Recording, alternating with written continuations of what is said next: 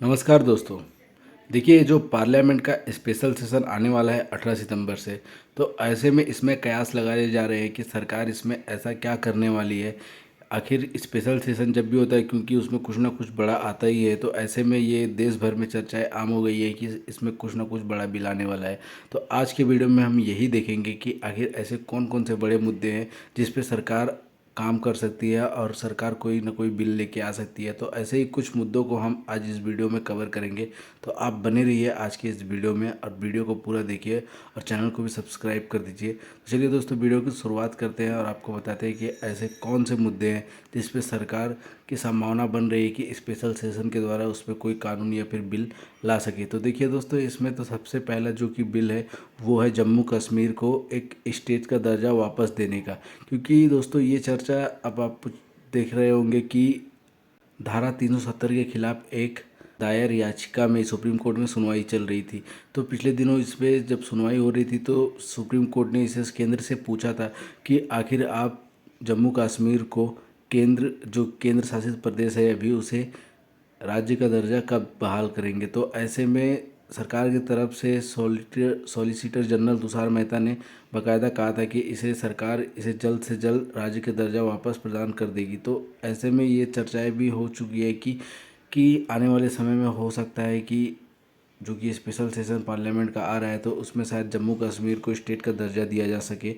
इसके अलावा देखा जाए दोस्तों तो वुमेन रिजर्वेशन बिल को भी लेकर चर्चाएं खूब ज़्यादा चल रही है, क्योंकि ये जो कि मौजूदा केंद्र सरकार बीजेपी की है तो उसमें एक बहुत ही ज़्यादा ये चर्चित मुद्दा है। क्योंकि इससे पहले भी जो बीजेपी की गवर्नमेंट थी, चाहे वो अटल बिहारी वाजपेयी की हो, उन्होंने भी बहुत सारे ऐसे प्रयास किए थे जिसमें वुमेन रिजर्वेशन बिल को पास कराने के, लेकिन उस समय की मौजूदा राजनीति के कारण ये बिल नहीं पास हो पाई थी। इसके बाद जब बीजेपी ऑपोजिशन में थी और यूपीए की गवर्नमेंट थी, तो उस समय भी बीजेपी ने बाकायदा ऑपोजिशन में रहते हुए भी यूपीए का समर्थन किया था इस बिल को पास करने के लिए, और संविधान में 108वां अमेंडमेंट बिल के द्वारा इसे राज्यसभा में पास भी कराया था 2010 में। लेकिन राज्यसभा में तो पास करा लिया था, लेकिन लोकसभा में बहुमत नहीं होने के कारण इसे अन्य क्षेत्रीय दलों का विरोध का सामना करने की वजह से ये बिल लोकसभा में अटक गया था और उसके बाद से ये पास नहीं हो पाया था। तो ये संभावना भी लगाई जा रही है कि शायद स्पेशल सेशन में वुमेन रिजर्वेशन बिल को पास कराने में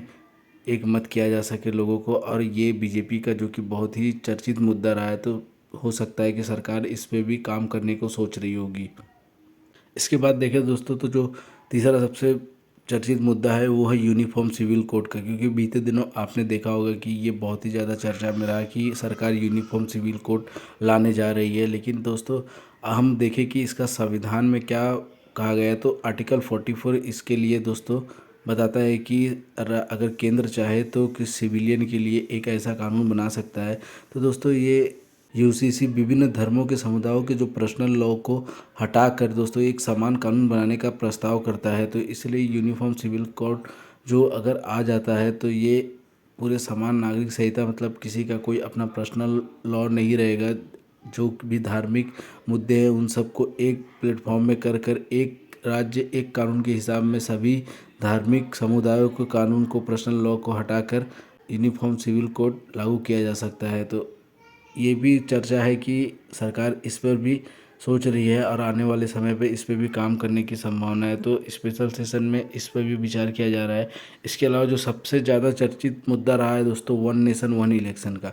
ये तो मतलब सरकार अभी तक जितने भी लोग हैं उनका मानना है कि शायद वन नेशन वन इलेक्शन के ऊपर ही सरकार कुछ करने जा रही है। तो ऐसे में देखना ये ज़रूरी है कि वन नेशन वन इलेक्शन आखिर ये पहली बार हो रहा है कि इससे पहले भी हो चुका है। तो ऐसा दोस्तों कोई फार्मूला नहीं था कि वन नेशन वन इलेक्शन शुरुआत में संविधान में ऐसा कुछ बनाया गया था, लेकिन जब हमारा पहला स्वतंत्र भारत का चुनाव हुआ था तो उस समय से लेकर 1967 तक बाकायदा विधानसभा और लोकसभा के चुनाव एक साथ ही होते थे, और 1967 तक इसमें कोई भी बाधा नहीं थी।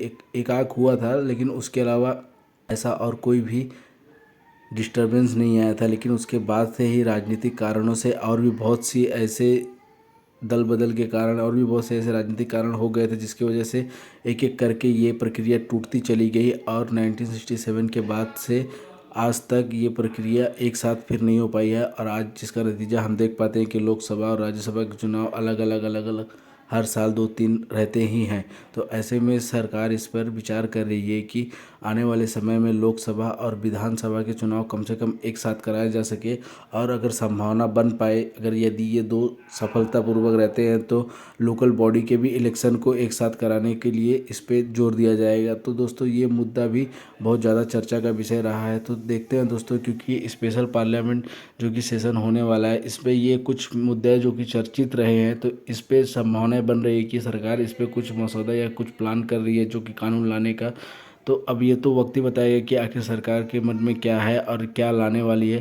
तो दोस्तों आपको ये वीडियो कैसा लगा हमें कमेंट में बताइएगा। मिलते हैं अगले वीडियो में एक नए टॉपिक के साथ। जय हिंद दोस्तों।